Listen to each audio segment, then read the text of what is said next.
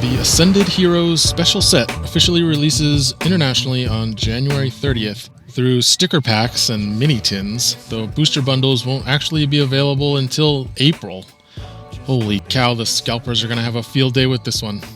This set combines new cards with a ton of reprints from Scarlet and Violet that you probably already own. So fire up those proxy printers and let's find out which cards from the set are the most interesting for the Gym Leader Challenge format. This set is comprised of the Japanese sets Mega Dream and Mega Start Deck 100, and in addition to a bunch of new Mega Pokemon and EX Pokemon that we don't care about, the set marks the return of Owners Pokemon once again, bolstering the ranks of Scarlet and Violet owners like N and Hop, while also introducing new Trainers Pokemon to the modern TCG in Larry and Erica. Team Rocket's Pokemon also make a return in this set. The set also has a ton of really cool full art versions of existing GLC staples like Fan Rotom, Budew, and Togekiss that are worth checking out but won't be the focus of this video. I will only be covering the new cards from the set that I think are noteworthy for GLC and share my opinion of how they might be used and how viable they will be for competitive play, so that you can be aware of new cards that you might either want to add to your GLC decks or might need to be prepared to sit across the table from. Each card will have a rating from 1 to 5 displayed on the screen, indicating how viable I think it will be for competitive play based on the criteria shown here. Starting off with the trainers in the set, which can be used in any type of deck, and there's only a couple worth talking about, but one of them is a big one, which is Pokepad. This card is effectively a Master Ball in GLC, since we only play non-rule box Pokemon, and an item that can search out any Pokemon for no cost is really good. And it's especially good for evolution decks, which until now have been limited to Evo Incense and Ultra Ball, and sometimes Timer Ball and Evo Soda, but now we have another costless item card that can search out evolutions, which can also search out the basics when you need it to. This is going to make every deck in the format even more consistent, which means the format's going to keep getting faster as well. Of course, big basic decks will run this card as to find their big basics, but I believe evolution decks will benefit greatly from the addition of this card to the format. The only downside to this card is that it's not a ball card, and any deck playing Ball Guy should be careful of just cutting Ultra Ball, Timer Ball, or Quick Ball for this card, but this may continue to push Ball Guy out of more and more decks that don't have type-specific ball cards, with Arven pulling the slack of being able to find Hisuian Heavy Ball when it's needed. Waitress is basically a supporter version of Max Elixir, except that it's not restricted to benched or basic Pokemon. I think this card maybe has potential in decks like Dragon or maybe Fire evolution decks, but for the most part, Max Elixir is much stronger as an item, and you have access to more consistent supporter-based energy acceleration cards like Crispin, and even Marnie's Pride is probably more playable than this card. And for these videos, I like to start with the types that have the best haul of new cards first, and I'm happy to say that Dragon is absolutely getting the lion's share of good cards for GLC in this set. And Rayquaza has to be the highlight, giving all Dragon decks another fast, hard-hitting basic that can hit for just 2 energy with a much easier attack requirement than Berserk Drampa, being able to deal 120 damage for a Lightning and a Colorless energy on the turn it switches from the bench to the active. A single energy retreat cost makes it easy to reset this attack with a U-turn board or even just a hard retreat. And it also has a 3 energy vanilla attack for 130 if you can't reset or if you need to just a little more damage to KO a big basic. And because that attack is Dragon Claw, it can use Dragonium Z as well. This attacker is incredibly easy to power up, not just with the double dragon energy, but with cards like Crispin, Max Elixir, and Turbo Blaze Reshiram as well, thanks to that colorless energy cost, and it fits right into decks that are already playing lightning energy for Raging Bolt. 120 damage is a bit low, but we've already seen other low energy attackers like Iron Crown do well with that amount of damage for 2 energy. And it feels like having a big basic that can attack in the early game for just 2 energy is becoming a benchmark for decks to be able to meet in GLC. This is going to be a great card for Dragon decks, and nice to finally have a playable Rayquaza in the format. Dragonite has sadly been slowly phased out of most Dragon decks lately, but this new Dragonair has players reconsidering the OG Stage 2 Dragon once again. This adds another Dragon Call style Stage 1 to Dragon Evolution decks, but with a pretty big downside of requiring an energy to be attached to Dragonair to use the ability. I think the general consensus is that this Dragonair will pair best with the Jet Cruise Dragonite, which is a decent attacker in its own right, doing 180 for 2 energy, but it's worth noting that Fast Call Dragonite can make use of the energy attachment with the Dragonium Z tool, thanks to having the Dragon Claw attack. Dragon generally can't afford to give up any energy attachments to something that isn't an attacker. Even setup Dragon decks need every attachment because they're generally not building up to an energy acceleration engine. But that's why I think that Hurricane Charged Dragonite could also make use of this Dragonair. The energy acceleration you get in the endgame from that Dragonite can make up for the lost attachment to this card in the early game. Either way, it will be interesting to see if this, combined with Lance, Gabite, and the new Poképad, are enough to make a triple Stage 2 Dragon deck work, with Haxorus now being considered necessary in Dragon Evolution decks to counter Okidogi and Wailord. Speaking of countering fighting decks, N has got a new Dragon Pokemon to go along with N's Reshiram, and this one is a lot better. While that 250 damage attack is fun but unwieldy for 4 energy, it's the Shred attack that is the most interesting. With a Muscle Band and 3 energy, this can KO an invulnerable Marshadow. On the turn, it sets up its Shadow Kick attack. A Marshadow with a Muscle Band and a strong energy is actually a bit of a menace against big basic Dragon decks like Dragostop if they can hit enough of your Dragon Pokemon with a Tinglu spread attack first, since all of Dragostop's Pokemon have 130 HP or less. The only answer I can think of is an Escape Rope plus a Boss, or a 3 energy Raging Bolt attacking around the Marshadow. That being said, you need 3 energy and a specific tool card for this to work, so this might not be a very good fit for Dragobox, but I think this is an awesome new tool specifically for Hurricane Charged Dragonite decks. If you couldn't tell already from my Dragonair review, this is a card that I have fallen in love with after playing it on TCG Live a lot. And with a Dragonite and a turbocharged Reshiram in play, you can actually power up this thing's main attack in a single turn if you have a second Lightning Energy in your hand, not to mention being able to easily power up its Shred attack to deal with things like Marshadow. Again, maybe not the most practical attacker, but I am definitely going to enjoy trying this out in a Hurricane Dragonite build. Next up we have Noivern, which gives Dragon another possible attacker to add to the more rarely seen flavor of Psychic Dragons, such as Dialga and Miraidon, or perhaps Darkness Energy Dragons to go with Eternatus and Hydreigon. We have a Stage 1 attacker with Free Retreat that can do 140 damage for 2 energy if a relatively minor condition is met of having a tool attached.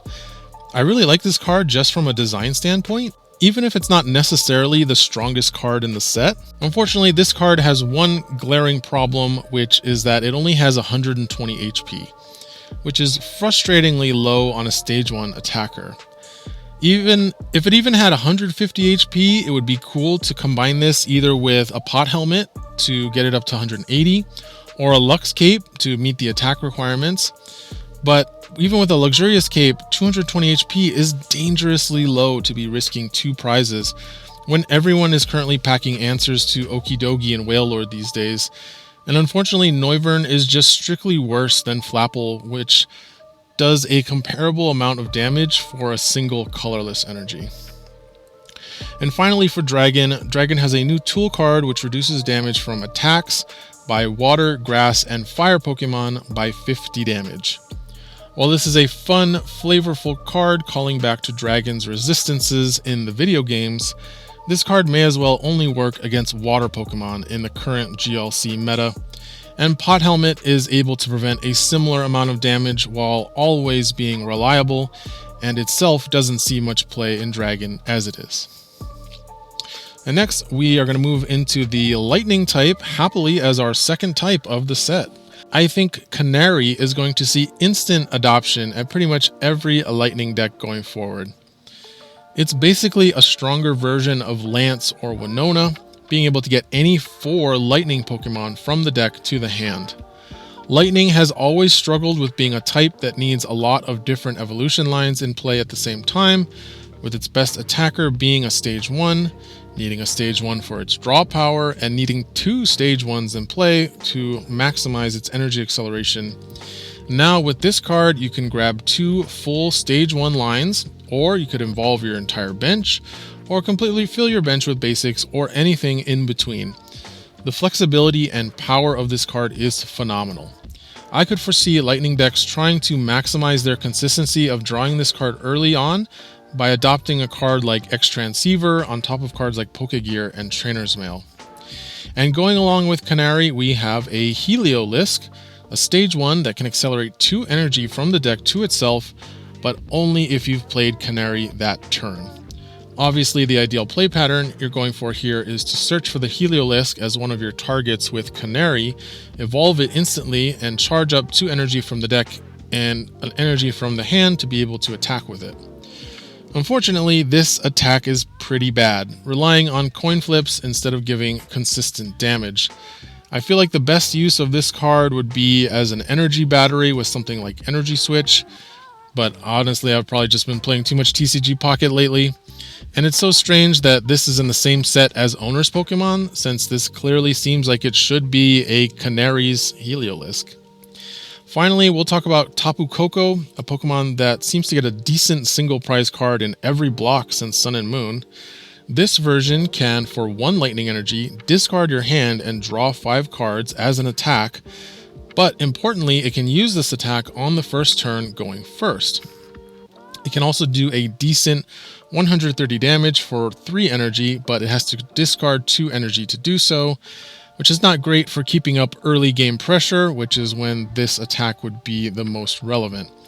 I feel like if you want the effect of this first attack, you could just play Carmine.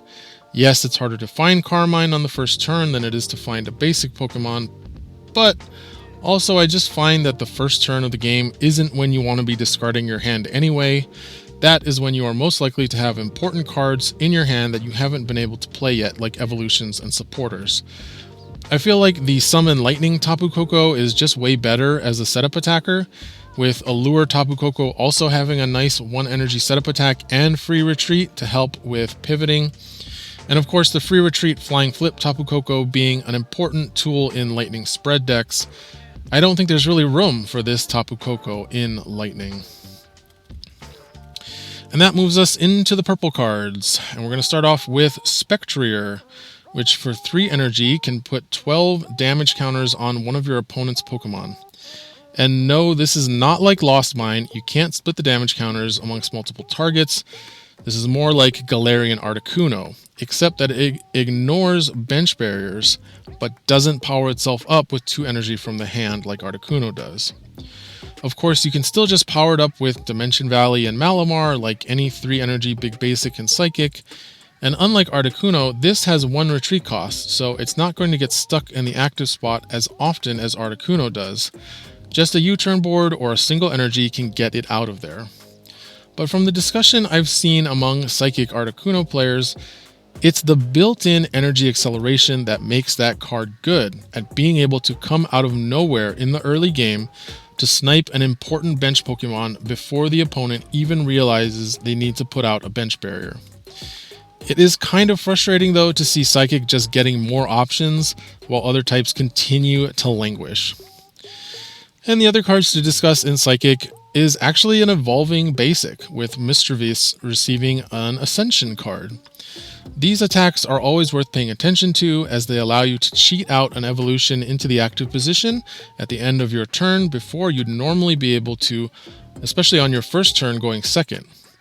In this case, you have the Spiteful Magic Mismagius you can evolve into, which is a mainstay attacker in Psychic spread decks, which along with a spell tag can be threatening 12 damage counters in retaliation against any super fast, aggressive, big basic attackers. The problem here, as often is the case, is 60 HP, which by now you are probably aware leaves this card very vulnerable to things like a 2-attack bench KO by Tinglu or being one-shot by Raging Bolt with 2 energy. So you'll have to choose between the 70 HP version and this one. But if you do go with this one, you'll want to make sure to include a bench barrier Pokemon in your deck to protect it on the games where it cannot use its Ascension attack right away. And speaking of Psychic Spread and bench barriers, there is a decent Mismagius in this set, which also happens to work with some of the confusion support we've seen offered in the previous set. In fact, it works with any special condition, so you can also just use cards like Hypnotoxic Laser or Koga's Trap to meet the conditions. 60 damage and 6 damage counters on one target on the bench, and again, those have to go on one target. This isn't Dragapult EX coming to GLC. Those don't amount to a whole lot, but splitting damage is the way to taking multiple prizes with a single attack. So it's always worth looking at, since doing that allows you to jump from behind to winning the game. So being able to jump from behind means you can keep using cards like Counter Catcher, Counter Gain, etc., Lieutenant Surge's strategy through the game, and then suddenly take your last 2 or 3 prizes all at once to win the game. So these kinds of cards are always worth looking at. In this case, I still think you're better off going with the other Mismagius that spreads 20 damage for 1 energy to everything on your opponent's board and dishes out revenge damage and doesn't require any special condition support. And that brings us to Colorless and one of the new trainers Pokemon introduced in this set with Larry's Staraptor. A stage 2 with 2 interesting attacks. 1 energy for 60 that does 160 if you can get a special condition on Staraptor, which currently the only way that I could find to do that is with Spicy Season Curry. Or the more interesting attack, which is 150 damage for 3 energy that also does 50 damage to a bench Pokemon. Again, this brings us to multi-prize possibilities against decks with low HP basics on the bench that this attack can target. And you can go full bird and maybe include this in the new Colorless Checkmate deck that we've seen being played, with Swellow being able to finish off the damaged Pokemon for 2 prizes with a TM Blindside. You could also see this being played in a Colorless Spread deck with something like Spinda and the Hisuian Braviary. The problem here is, though, that you're trying to do this with a stage 2 with no useful abilities on its pre-evolutions. So your opponent is going to have plenty of time to see this attack coming and prepare their board for it, since it's not like you're playing any other Staraptor that can evolve from your Larry Staraptor. Now the nice thing is you can power this up with Ignition Energy or Triple Acceleration, or you can even use the Starly's attack in the early game to put maybe some fire energy into your hand and then accelerate them onto this with a Welder and a rare candy. There's also a Larry's Komala in this set that can accelerate a basic energy from hand to this if it's in the active. But unfortunately, the only other Larry's Pokemon in the set that would work with this Komala is a pretty bad stage 1 bird that only does 120 damage for 3 energy. So you're probably better off just using the normal Colorless cadre of energy acceleration tools. And now moving on to Grass. We have a really interesting card for Grass decks, especially the ones that have always wanted to play Beautifly and Dustox in the same deck. Now it's possible, or more possible, to get both of these stage 2s out at the same time with this Silcoon, which has the ability to put a Cascoon directly onto the bench from the deck when you evolve Silcoon from your hand. So now players can finally play Stoked Straw Beautifly for draw power and Delta plus Dustox to take 2 prizes with either the 50 damage snipe attack or something like TM Crisis Punch. I really like that TPC is experimenting with these effects that put evolutions directly into play and allow us in GLC to work around the singleton and monotype restrictions that often clash with mismatched typing in evolution lines or branching evolution lines that are fighting for the same basic Pokemon. But there are still a lot of consistency problems with this card. Like if you draw the Cascoon before you can use the Silcoon's ability, because if it's stuck in your hand, you can't use the ability. Or if your Cascoon gets knocked out, there's no easy way to get it back into play again until you can reset the Silcoon ability, etc. But still, a really cool card that finally allows these two Pokemon to be in play at the same time, without needing to attack with Cocoon Collector, because that's terrible. And now we get to look at the new Erica's lineup of Pokemon. And sadly, we are once again feeling a bit hamstrung by how parasitic these Pokemon designs are. Erica's Tangela has a great search ability, especially for a basic, but Vileplume can't be played because it only has an EX, and Victory Bell does 40 damage for each of your Erica's Pokemon in play, which means that in a singleton format, we are restricted to doing 120 damage with this 2 energy attack on a stage 2. And you have to include Erica's Oddish in your deck to do that. I really wish that they would make these cards just a little less parasitic with themselves. Like, imagine if instead of counting each of your Erica's named Pokemon, it counted each of your Pokemon that were named Vileplume, Gloom, Oddish, Weepinbell, Bellsprout, or Tangela. Sure, a bit wordier, but then at least you could build around these cards a little more openly. Or even just do some other design that is just generally useful and doesn't have these find the Erica's Pokemon mechanics. Anyway, let's move on to Metal. The only notable card for Metal is a new King Gambit, which for 2 energy does 180 damage and 50 damage to itself. And it has an ability that increases its damage by 30 for each prize card the opponent has taken. 180 damage for 2 energy is pretty good, and once the opponent gets to 4 or less prizes, you start dealing 240 damage with that attack. Whenever I see an evolution Pokemon with an ability that boosts its own damage, I'm immediately thinking about how to combo it with something like Memory Capsule or Memory Shrine to take advantage of cheaper attacks on the card's previous stages that can be boosted by that ability. In King Gambit's case, we have Kick Draw on Bisharp, which does 50 damage for 1 energy and draws 2 cards, which could be hitting for 170 after the opponent has taken 3 prizes.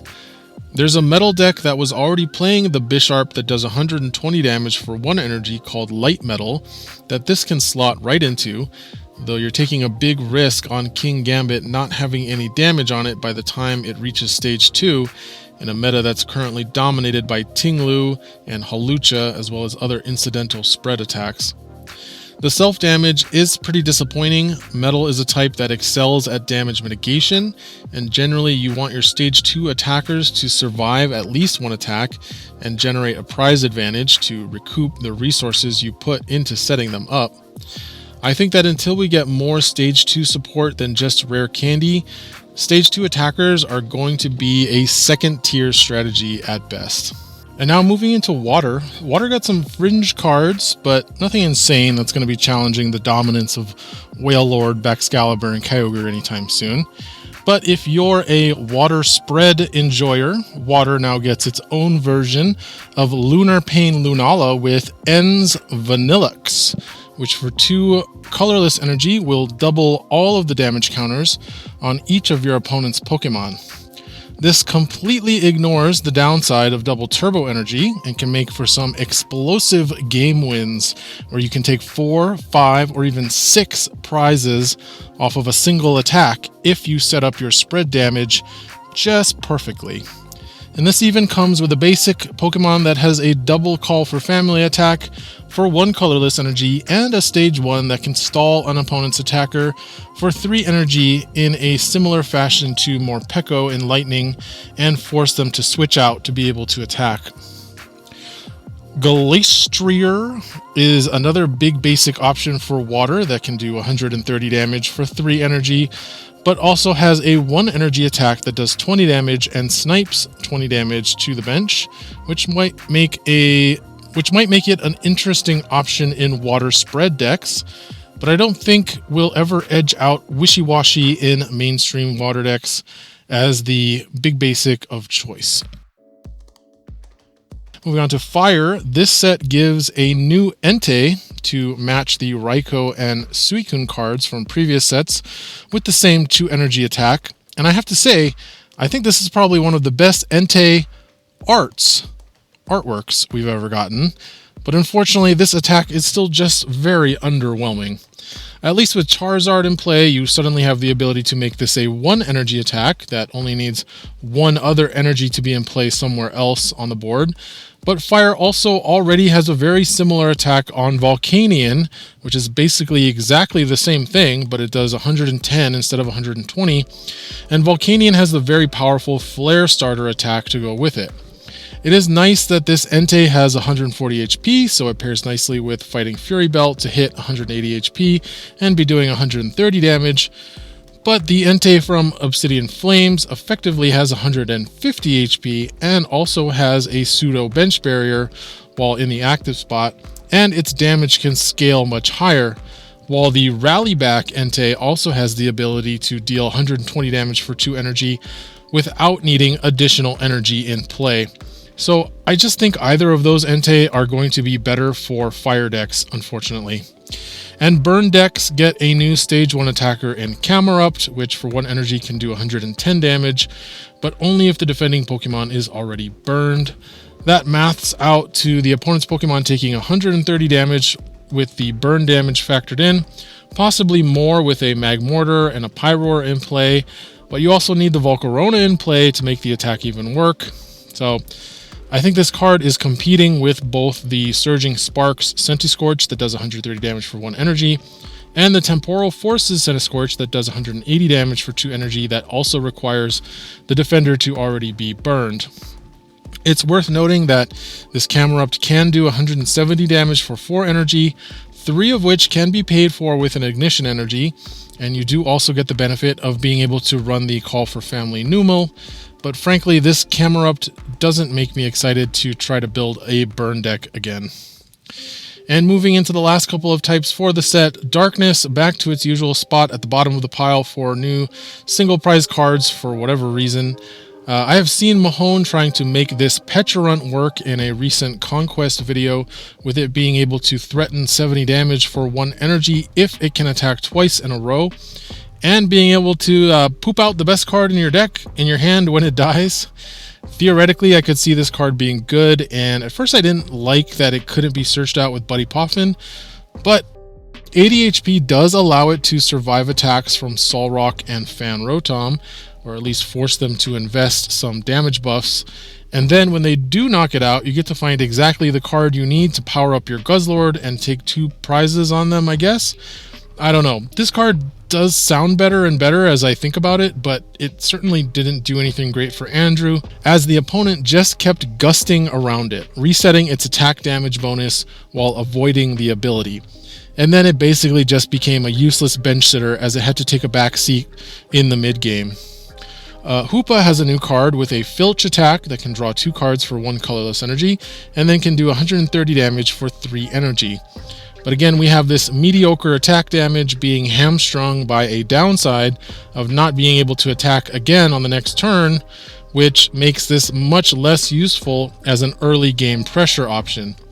Dark really needs another big basic attacker that can do enough damage to fill in the gap between Guzzlord and Assault Gate Hoopa, but unfortunately this isn't it.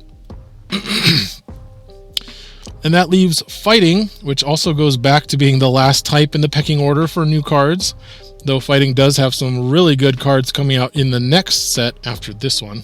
Nonetheless, a couple of these cards are interesting enough to talk about, starting with Team Rocket's Dugtrio, which has a passive ability that deals 20 damage to an opponent's Pokemon whenever it moves from the active spot to the bench during their turn. This does make it a lot harder to directly force the ability to trigger, other than gusting up a support Pokemon to force them to retreat it, but this card does have some interesting applications in the Hitmon combo deck, which now seems to also run the Team Rocket's Tyranitar on the regular. So you could be stacking up the passive damage quite quickly between this on the bench, T-Tar in the active spot, and Hitmonchan doing its hit and run shenanigans. In fact, if you gust up the opponent's bench barrier and hit it with Hitmonchan into T-Tar, When they switch it to their bench, it will have taken 70 damage and most likely knock itself out to this ability, which is kind of fun to think about. And then you will be open to use Hitmonlee's combo kick attack. Which leaves us with Medicham, such a cool Pokemon that hasn't gotten a great card yet. And this one is cool. It does 150 damage for 1 energy, but only if you have exactly 7 cards in your hand. This is actually not difficult to do in current fighting decks, which are often holding 10 plus cards in their hand by turn 4 because of how insane the Lunatone draw engine is, in addition to just taking prizes every turn. But I think Lucario is just strictly better than this. It does 150 damage for 1 energy after the opponent takes a KO and is just way less fiddly. Though Medicham is better at taking strings of KOs and pressuring the opponent, whereas Lucario can sometimes lose tempo after its revenge attack, which can be gamed by the opponent to set up a comeback. And that's everything I have to say about Ascended Heroes. So what do you think of the set for GLC? Are there any cool full arts that you're looking forward to swapping into your GLC decks? Any cards I didn't talk about? Are you looking forward to finding new cards in a set that is half reprints and can only be obtained via sticker packs and mini tins for a month? Let me hear about it in the comments, and make sure to leave a like to help get this video in front of more people who might enjoy Gym Leader Challenge. And also be sure to subscribe to the channel so you don't miss a video when it drops. You might think you're subscribed, but only 40% of viewers from my last set review were subscribers. So please hit that subscribe button to grow the channel and the Gym Leader format. Thanks for watching, everybody. We'll see you next time.